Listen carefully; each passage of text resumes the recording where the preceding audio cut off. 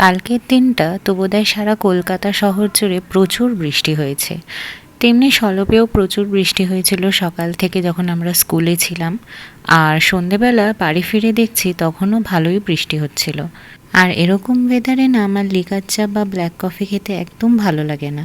তাই ও যখন কাজ থেকে ফিরছিল ওকে বলেছিলাম একটু দুধ নিয়ে আসতে।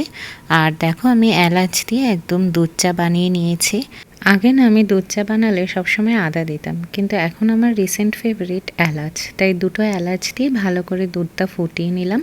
আর এই চা ফোটার গন্ধটা আমার জানো তো ভীষণ প্রিয়। সন্ধেবেলা বসে পড়েছিলাম 1 কাপ চা আর নিমকি আর বিস্কিট নিয়ে।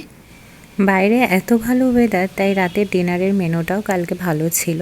রাতে হয়েছিল আলুর পরোটা, তাই আমি একেবারে আটা মেখে রেখে দিয়েছিলাম। যারা আমাদের লাস্ট ব্লগটা দেখেছো তারা তো জানোই আমরা বাড়ির জন্য দুটো নতুন গাছ কিনে এনেছি, তাই তোমাদের সাথে একবার আমাদের গাছটাও শেয়ার করে দিলাম। আমার না খুব ভালো লাগে এরকম চোখের সামনে জানলাটা খুললেই এত গাছ।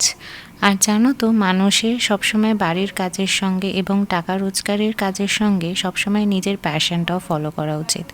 আর আমার উলের জিনিস বানাতে খুব পছন্দ হয়, সেই কারণে আমি সেদিনকে সন্ধেবেলা বসে পড়েছিলাম কটা ক্রোশে ফ্লাওয়ার বানাতে। মাঝে আমার ননদ আটার ময়দার লিচিগুলোর মধ্যে আলুর পুর ভরে রেখে দিয়েছিল। আর প্রায় 9:45 নাগাদ আমার অনেক কটা ক্রোশে ফ্লাওয়ার বানানো হয়ে গেছিলো অলরেডি।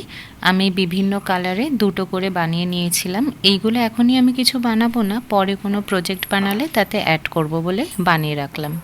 সন্ধেবেলা যেহেতু দুধ চা খেয়েছিলাম তাই আর সেদিনকে অন্য কিছু খাইনি। প্রায় 10টা নাগাদ প্রচণ্ড খিদে পেয়ে গেছিলো বলে সবাইকে জড়ো করে ডিনারের প্রিপারেশন করতে লাগলাম।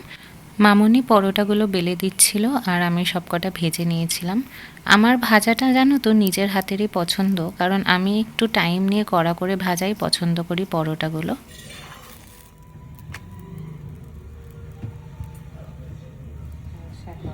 পুরো ডিনারের মেনুটা একবার তোমাদের সাথে শেয়ার করি।